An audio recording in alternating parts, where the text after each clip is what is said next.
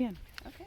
So now we're going to plant peas and show you how to do planting.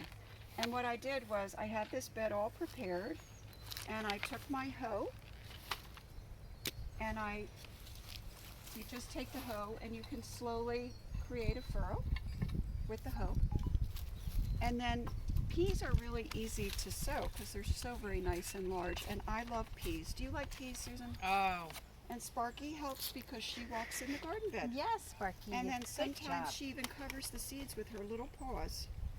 But Susan, I'm Now, gonna do we hand- have snap peas here? Or? So this is sugar snaps, and then I also have another, the English pea variety, because I love peas, so I have to have both varieties. Excellent. So this is the one where you eat the pod and the pea inside, and they're crispy and delicious. And peas are different because you sow them in a double row with the 2 rows just 6 inches apart. Now these technically should be a little further apart, but because I have a raised bed, I can fit more plants into that bed than I would ordinarily. And I've done it this way, and it works out just great.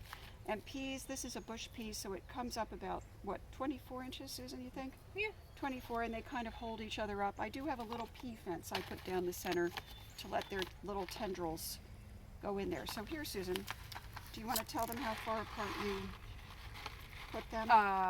Golly, Carolyn, you say it and I'll put them down. Okay, 2 inches apart, Susan, approximately. And then, so on those 2 rows, we're going to do sugar snap.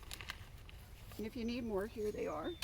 And on these 2 rows, I'm going to do English peas. So Susan and I will just show you how far apart.